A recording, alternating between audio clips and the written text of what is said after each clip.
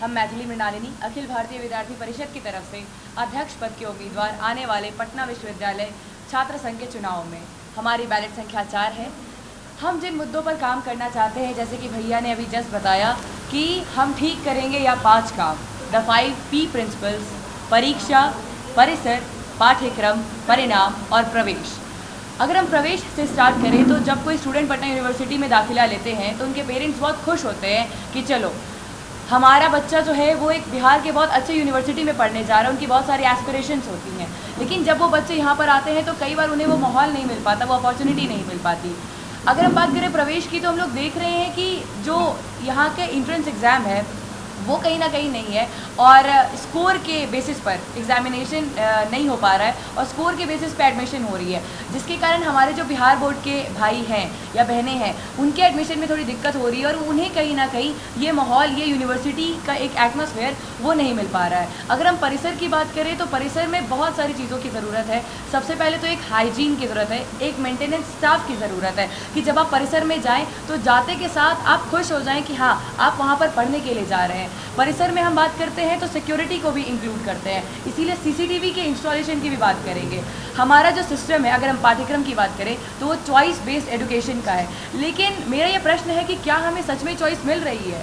अगर हमारे पास इतनी वेराइटीज़ ऑफ ऑप्शंस हैं लेकिन वहाँ पर प्रोफेसर अवेलेबल ही नहीं है तो बच्चों के लिए बहुत ज़्यादा दिक्कत का विषय होता है कि कई बार क्लासरूम्स ही नहीं होते तो कई बार प्रोफेसर्स ही नहीं होते हैं। हमारे बैक का कोर्स हो गया, सेक का कोर्स हो गया, फिर AEC का कोर्स हो गया, इसकी प्रॉपर इम्प्लीमेंटेशन नहीं हो पा रही है, उनके टाइम पर सिलेबस भी नहीं मिल पा रहा है। इन सारे इशूज़ को हम लोग सामने रखेंगे।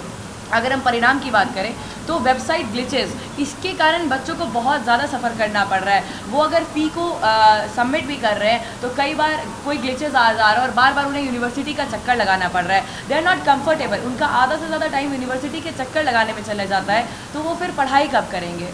तो इन सारे मुद्दों पर हमें काम करना है और क्योंकि हम एक स्पोर्ट्स बैकग्राउंड से हैं तो हम इसमें जो एक टच देना चाहते हैं वो हम चाहते हैं कि स्पोर्ट्स की फैसिलिटीज़ जो है वो भी बहुत ज़्यादा इंक्रीज़ की जाए। जो स्पोर्ट्स की किटिंग है, जब इंटर यूनिवर्सिटी हम लोग कोई भी खेल खेलते हैं तो उसमें हमारी जो प्लेयर्स हैं उनको थोड़ी और बेटर फैसिलिटीज़ देनी चाहिए, क्योंकि हम लोग जानते हैं कि स्पोर्ट्स से भी हम अपने देश का नाम रोशन कर सकते हैं। फिर चाहे वो खेलो इंडिया हो या फिर कोई भी कंपटीशन, उसकी जो शुरुआती स्तर होती है वो इंटर यूनिवर्सिटी गेम्स या फिर कंपटीशन से ही होती है।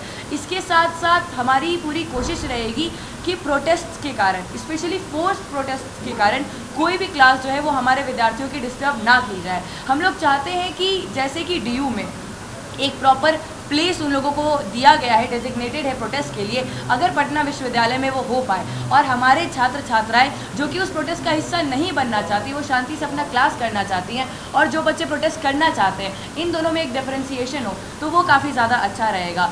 साथ ही साथ हम बात करेंगे कि परिसर में किस तरीके से माहौल को और ज़्यादा लाइवली बनाया जाए। अगर बच्चे वहाँ पे जा रहे हैं तो जाहिर सी बात है स्कूल और कॉलेज के एटमॉस्फेयर में एक चेंज होना चाहिए, तो थोड़े बहुत फेस्ट प्रोग्राम्स, इन सब की ऑर्गेनाइजेशन भी बहुत ज़्यादा ज़रूरी है। बट उसके पहले ज़रूरत है कि जो मूलभूत मुद्दे हैं जैसे छात्रावास का खुलना हो गया या फिर एक जो प्रॉपर मेंटेनेंस चाहिए हमारे कैंपस को, इन सब के ऊपर काम किया जाएगा। धन्यवाद।